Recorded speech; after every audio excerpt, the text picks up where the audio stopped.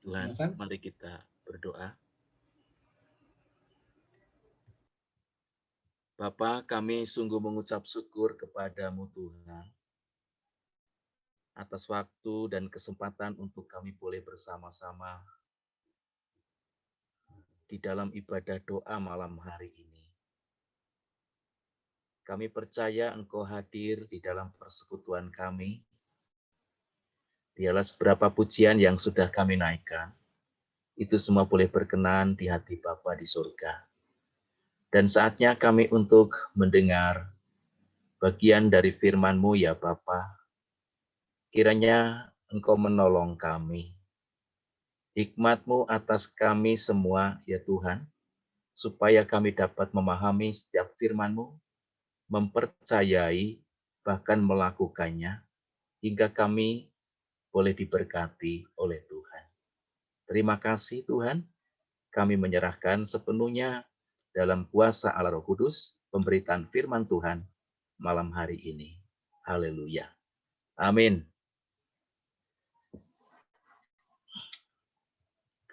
Puji Tuhan, salam Bapak Ibu Saudara. Salam, Pertama, Kak. iya. Pertama tentu saya mengucapkan terima kasih kepada Bapak Gembala, Bapak Bambang Wahyudi, juga kepada Pak Timotius Widodo, dan seluruh jemaat GBI Graha Family yang memberikan kesempatan kepada saya untuk melayani dalam ibadah doa malam hari ini. Puji Tuhan kita bisa berjumpa kembali sekalipun melalui Zoom ya, tapi kita bersyukur bahwasanya kita masih tetap sehat di dalam menjalani kehidupan ini. Puji Tuhan. Bapak Ibu dan Saudara sekalian, saya percaya siapapun kita pasti punya yang namanya pergumulan, punya kerinduan, punya harapan, punya cita-cita. Nah, di dalam menghadapi itu semua tentu kita menyampaikannya melalui doa ya kepada Tuhan. Nah, saudara-saudara, pada kesempatan malam hari ini, Bapak, Ibu, dan saudara sekalian, saya ingin menyampaikan firman Tuhan ya, dengan 1 Yohanes pasal 5 ayat yang ke-14. Dan sekaligus menjadi tema kita pada malam hari ini, Ia mengabulkan doa kita. Ya, saya ulangi, Ia mengabulkan doa kita.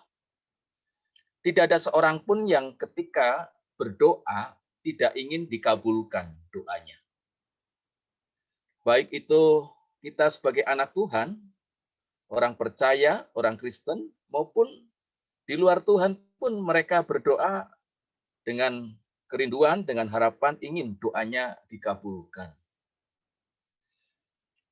Ada banyak orang juga berkata, kita itu bukan tidak dijawab ya. Jawaban Tuhan ada yang bilang, iya, ada yang bilang nanti dulu, sabar, dan sebagainya. Entahlah apa itu jawabannya. Saudara-saudara, tetapi ayat ini, Bapak Ibu, menegaskan kepada kita bahwa Ia mengabulkan.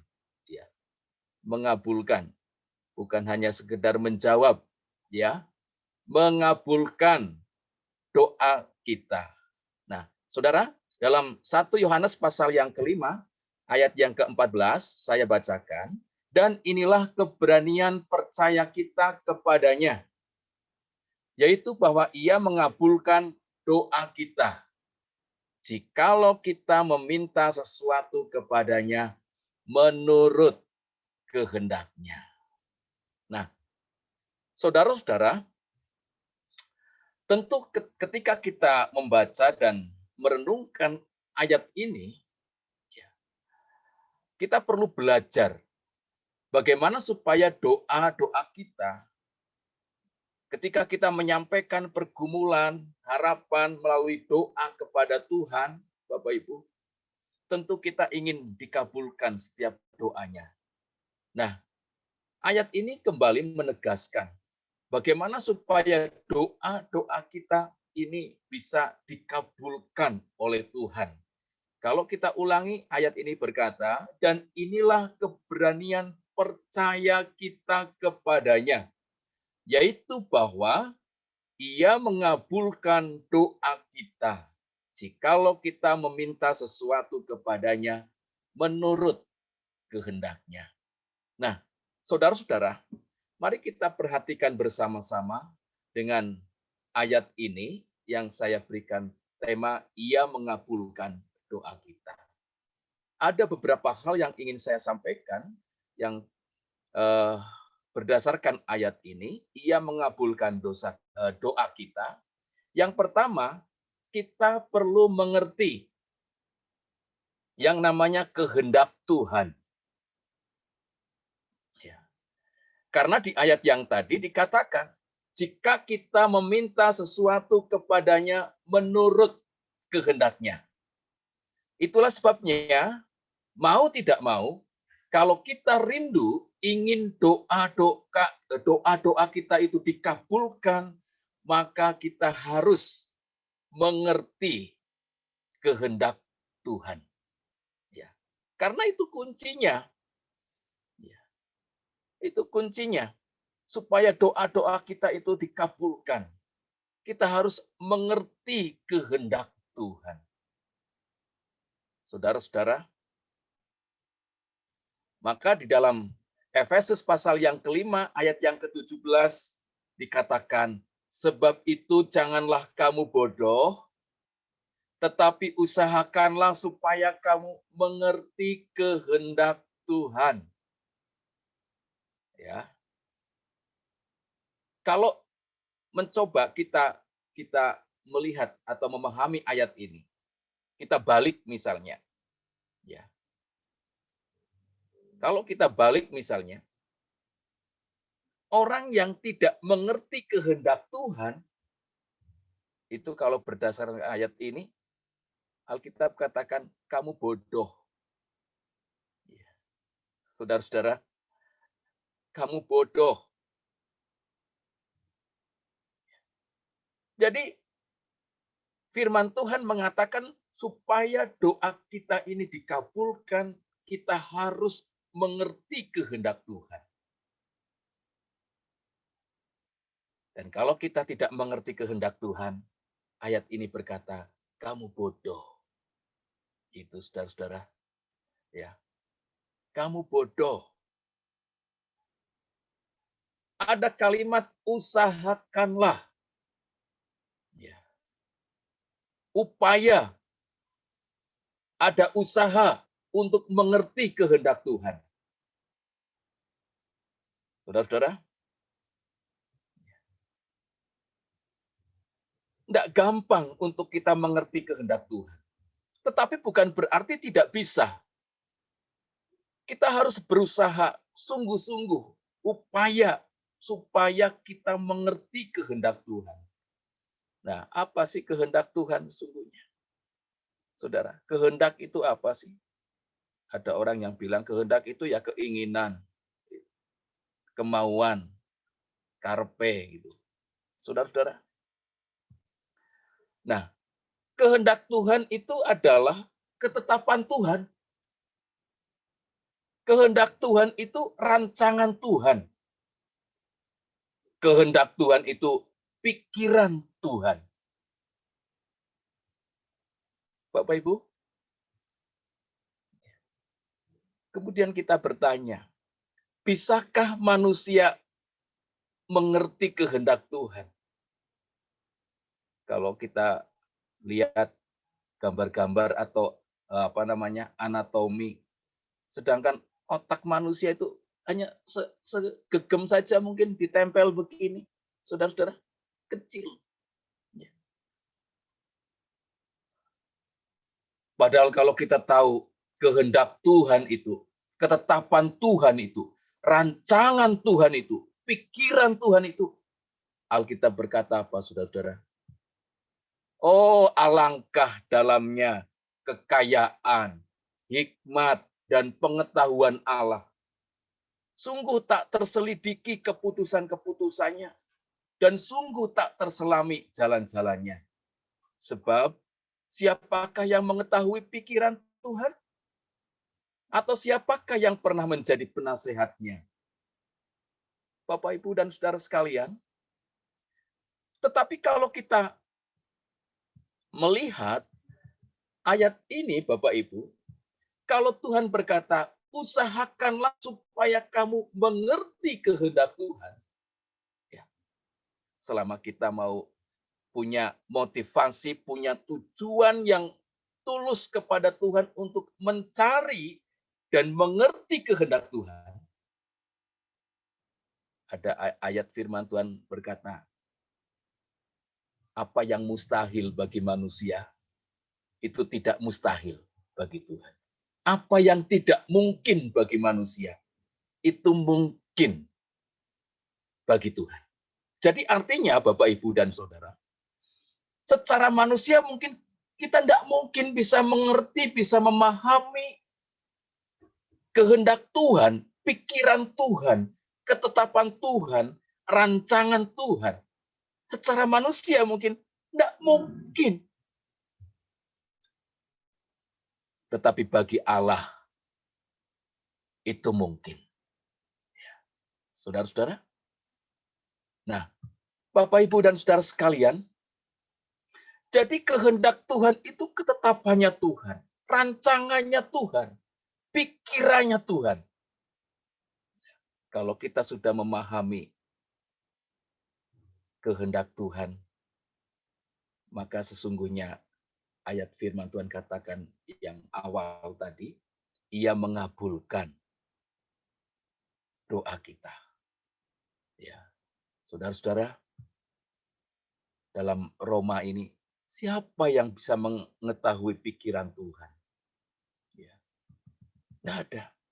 Itulah sebabnya, Bapak Ibu, seorang yang bernama John Calvin, dia berkata begini, selain diri Allah sendiri, tidak ada yang lebih besar dari kehendak Allah. Ya. Manusia tidak bisa memahami pikiran Tuhan, kehendak Tuhan seutuhnya.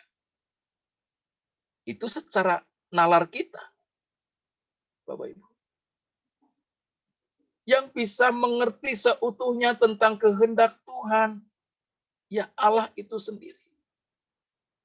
Makanya John Calvin berkata, selain diri Allah sendiri, tidak ada yang lebih besar dari kehendak Allah. Haleluya.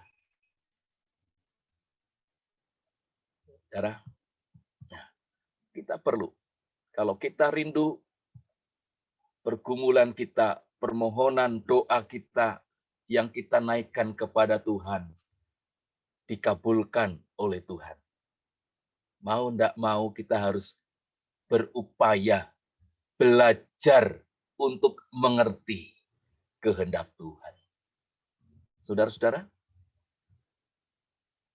nah, Bapak Ibu, jadi kehendak Tuhan dikatakan ketetapan Tuhan, rancangan Tuhan, pikiran Tuhan, itu ada di mana sih sebenarnya? Ya. Itu ada di mana? Kehendak Tuhan, ketetapan Tuhan, rancangan Tuhan, pikiran Tuhan, itu ada di dalam firman-Nya. Ya. Saudara-saudara, jadi dengan kata lain sesungguhnya, kalau kita mau sederhanakan, kehendak Tuhan itu sesungguhnya ada di dalam firman-Nya. Ya. Kehendak Tuhan itu ada di dalam firman-Nya. Jadi artinya kalau kita berusaha sungguh-sungguh supaya kita mengerti kehendak Tuhan, kita harus belajar tentang firman-Nya. Ketika kita belajar akan firman-Nya, kita sedang mempelajari untuk berupaya mengerti kehendak Tuhan. Karena di dalam firman-Nya itulah ada kehendak Tuhan. Saudara, ya, kita belajar. Ketika kita belajar firman Tuhan, kita sedang belajar untuk mengerti kehendak Tuhan. Ya, saudara. Sekalipun firman Tuhan berkata begini, sebab rancanganku bukanlah rancanganmu, dan jalanmu bukanlah jalanku. Demikianlah firman Tuhan. Seperti tingginya langit dari bumi, demikianlah tingginya jalanku dari jalanmu, rancanganku dari rancanganmu. Tidak nyambung, saudara-saudara. Kalau kita bandingkan antara pikiran Tuhan dengan pikiran kita, tidak akan ketemu. Antara rancangan Tuhan dengan rancangan kita, tidak akan ketemu. Seperti langit dengan bumi. Waduh, saudara-saudara. Ya, haleluya. Tetapi kita akan terus berusaha supaya kita mengerti kehendak Tuhan. Karena Bapak, Ibu, dan saudara sekalian, berdasarkan ayat firman Tuhan bahwa Ia mengabulkan doa kita jikalau kita meminta kepadanya sesuai dengan kehendaknya. Nah, ini persoalannya, kita sudah mengerti belum kehendak Tuhan? Nah, Bapak Ibu, jadi ketika kita belajar tentang firman Tuhan, kita sedang berusaha untuk mengerti kehendak Tuhan. Karena kehendak Tuhan itu ada di dalam firman-Nya. Saudara-saudara, nah, kemudian yang berikutnya, Bapak, Ibu, dan saudara, di sini yang kedua adalah Tuhan bertindak atas kehendak-Nya. Tuhan bertindak atas kehendak-Nya. Bisa enggak manusia melawan kehendak Tuhan?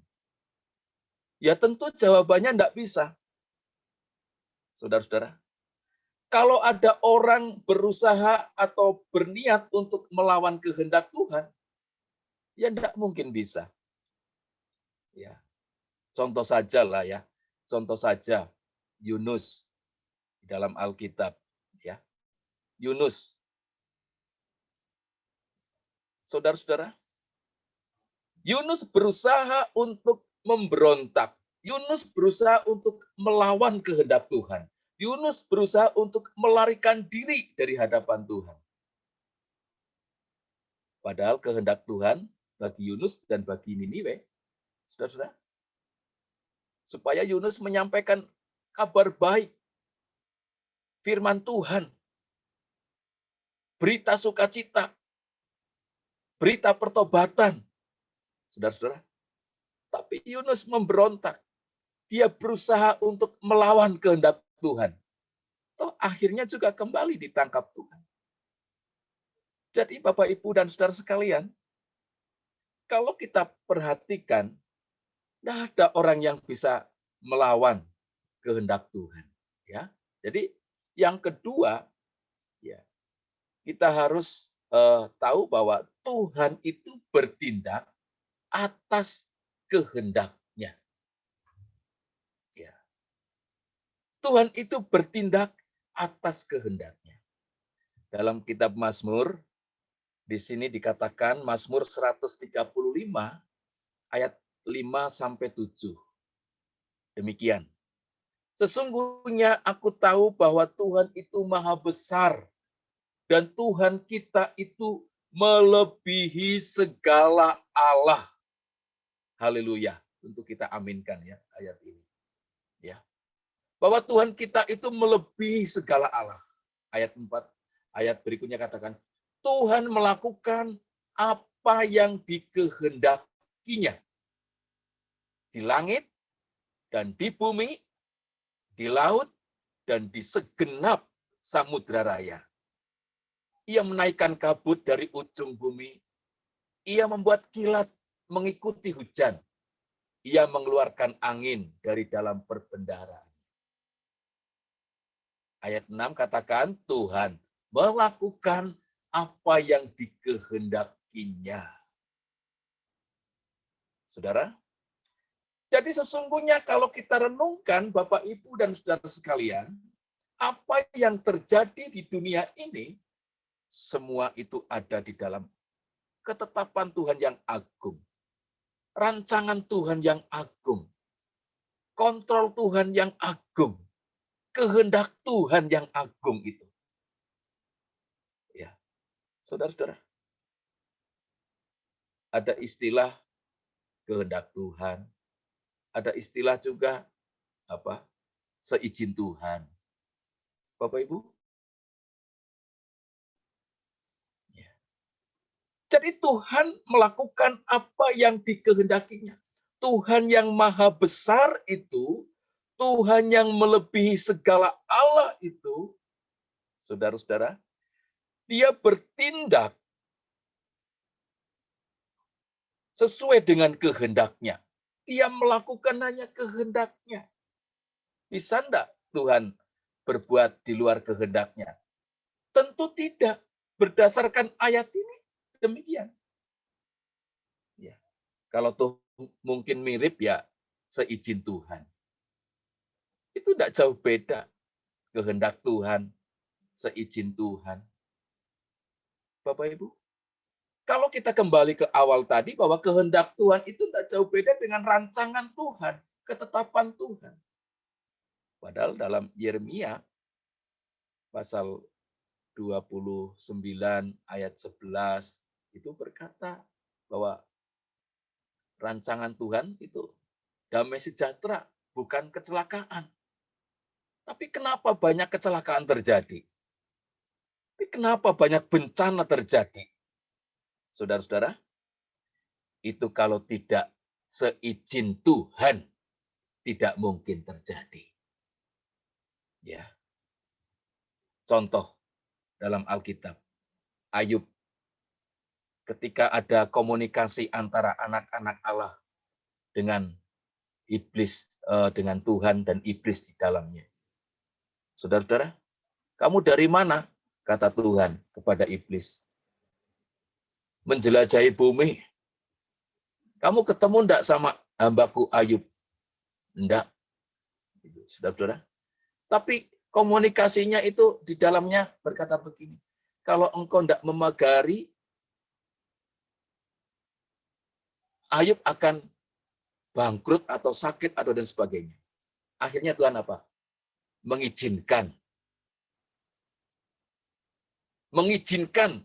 kepada iblis untuk menjamah Ayub sampai dari hartanya, anak-anaknya, bahkan tubuhnya sendiri. Nah, artinya apa, Bapak Ibu? Segala sesuatu yang terjadi di dalam dunia ini, semua ada di dalam kehendak Tuhan. Semua atas izin Tuhan. Wah, Tuhan yang mengatasi segala Allah. Bapak Ibu, itulah sebabnya kita perlu dan sangat penting untuk kita mengerti kehendak Tuhan ini. Karena Tuhan hanya melakukan apa yang Tuhan kehendaki.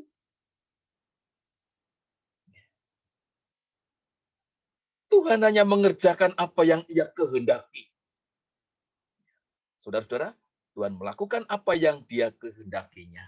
Di langit, di bumi, di laut, di segenap samudra raya.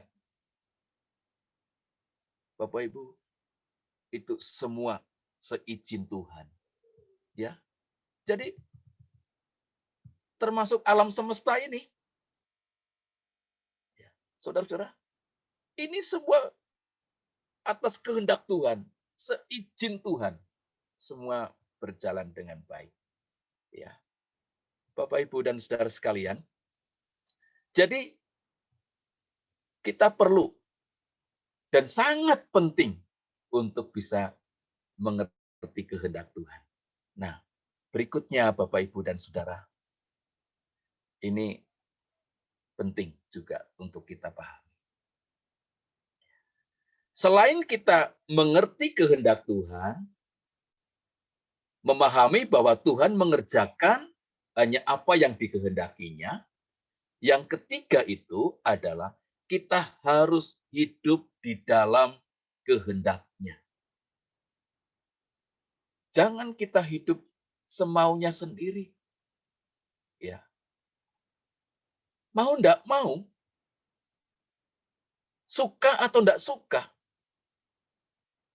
kalau kita rindu, kita ingin doa-doa kita ini dikabulkan. Ya, bukan hanya didengar loh, saudara. Dalam 1 Yohanes tadi. Dikabulkan. Kita harus hidup di dalam kehendaknya. Tidak gampang, saudara-saudara. Ya, hidup di dalam kehendaknya. Seorang bapak gereja yang namanya Agustinus, dia berkata begini, saudara. Segala sesuatu yang diciptakan oleh Tuhan menjalankan kehendak Tuhan. Tetapi justru manusialah yang sering tidak menjalankan kehendak Tuhan. Karena itu manusia perlu bertobat. Manusialah makhluk yang diberi potensi untuk menjalankan kehendak Allah, tetapi justru melawan kehendak Allah. Ayo, disadari atau tidak, pernah enggak kita melawan kehendak Allah? Pernah enggak kita memberontak? Ya. Dengan tegas, Agustinus berkata, itulah sebabnya manusia perlu bertobat. Ya, saudara-saudara, keras. Tapi kita harus memahami ini. Disadari atau tidak, kadangkala kita seperti apa yang dikatakan oleh Agustinus ini, melawan kehendak Tuhan, seperti Yunus tadi. Melawan kehendak Tuhan. Contoh aja, saudara-saudara, dalam 1 Tesalonika pasal 5 ayat berapa itu, 18 atau berapa itu ya. Mengucap syukurlah dalam segala hal. Terus apa lanjutannya, saudara? Itulah yang dikehendaki oleh Allah. Ya. Bukannya kita tidak tahu kehendak Tuhan. Tuhan menghendaki supaya kita mengucap syukur dalam segala hal. Saudara-saudara, tetapi kadangkala kita bersungut-sungut, kita ngersulo, atau apa itu. Sering seperti itu. Ketika masalah datang, persoalan itu datang. Ya. Kalau berdasarkan ayat 1 Tesalonika pasal 5, 18 itu, ya kita harus mensyukuri. Ya. Karena apa? Dalam segala keadaan, itu yang Tuhan kehendaki. Nah, kalau kita bersungut-sungut, ngomel, nyerocos terus, marah-marah, ya kita itu tanpa kita sadari, kita sedang memberontak sama Tuhan. Kita sedang melawan Tuhan. Makanya Agustinus katakan, perlu bertobat. Perlu bertobat. Banyak contoh dalam kehidupan kita sehari-hari. Saudara-saudara, ya, banyak sekali contoh di dalam Alkitab.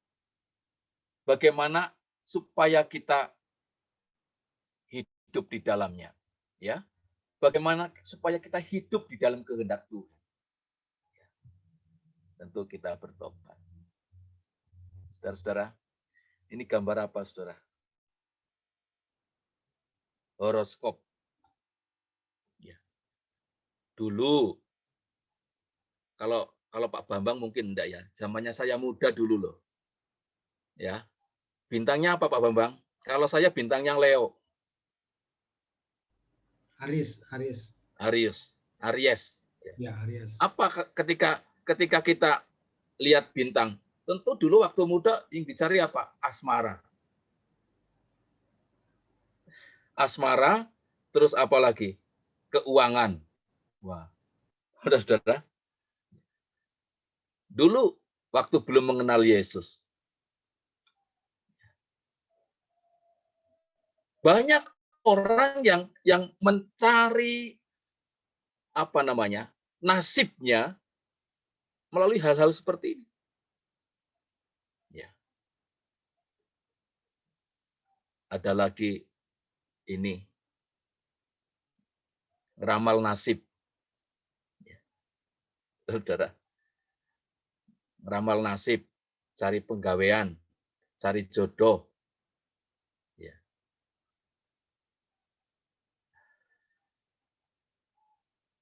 Di luar sana banyak sekali orang-orang yang seperti ini. Ada juga yang seperti ini, membaca garis tangan. Itu sedang menanyakan tentang masa depan. Saudara. Tetapi kalau kita kembali,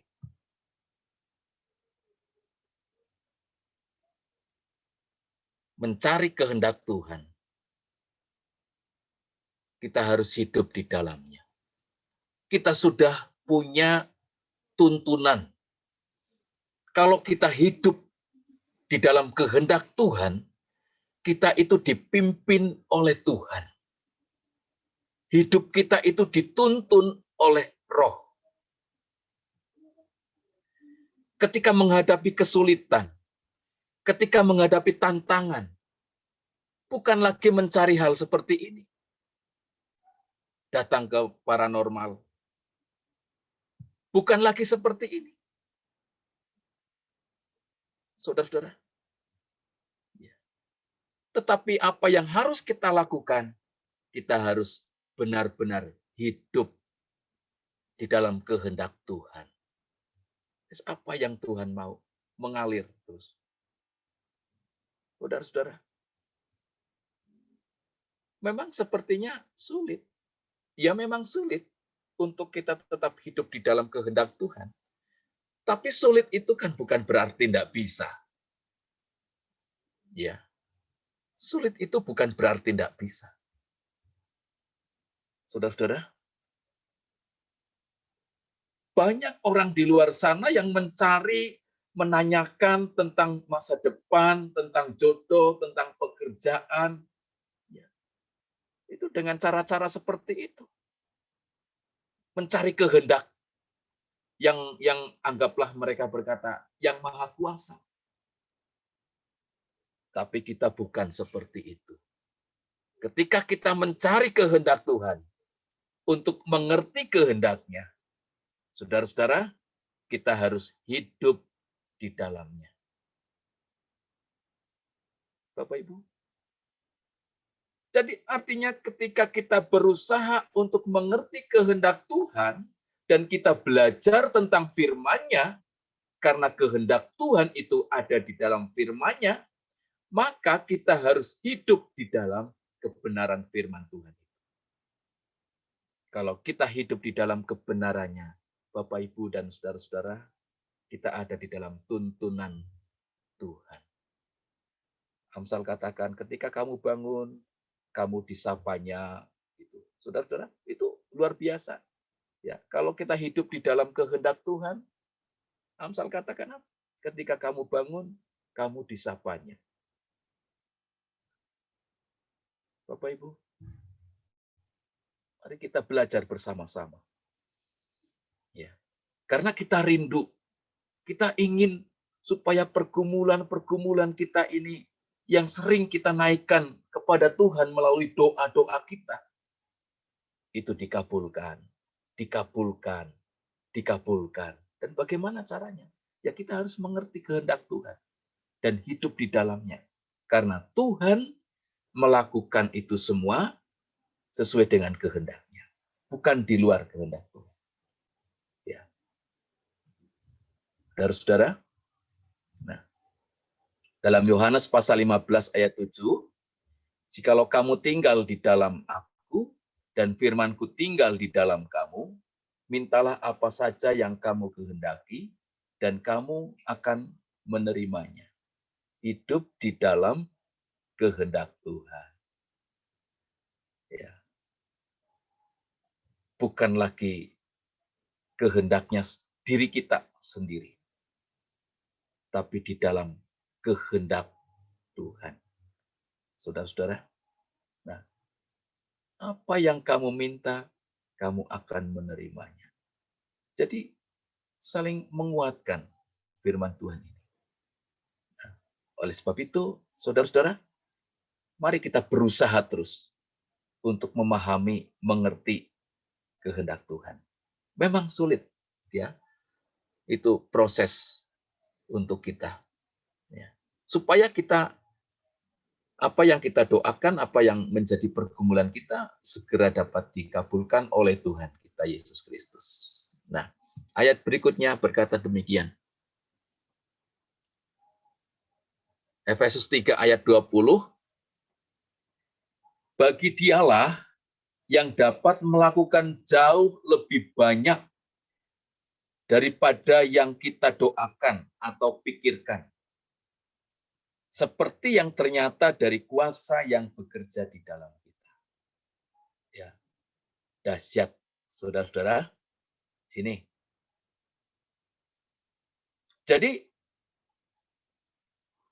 kita meyakini bahwa sesungguhnya kalau kita mau sungguh-sungguh di dalam doa dan kita memahami tentang kehendak Tuhan, saudara-saudara, ini apa yang kamu doakan, Tuhan berkuasa melakukan jauh lebih banyak, jauh lebih hebat, jauh lebih dahsyat dari apa yang kita doakan dan pikirkan.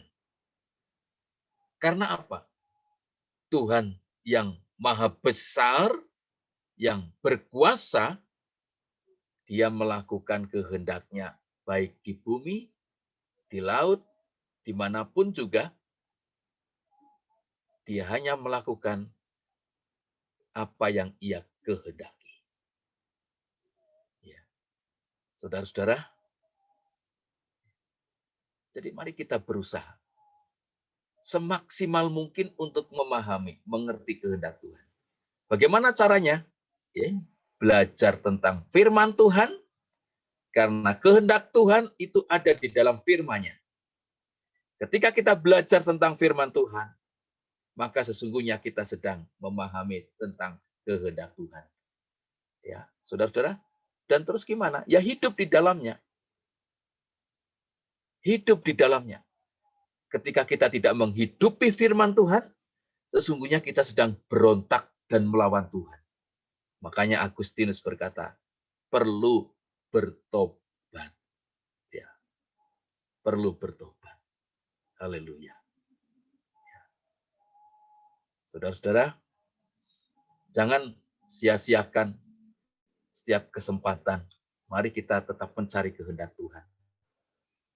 Dalam keluarga, di tempat kerja, dalam perjalanan, dimanapun kita berada. Ada kesempatan untuk kita mencari kehendaknya. Ya. Tuhan Yesus memberkati. Saya serahkan kepada Pak Pendeta Bambang atau Pak Widodo. Monggo.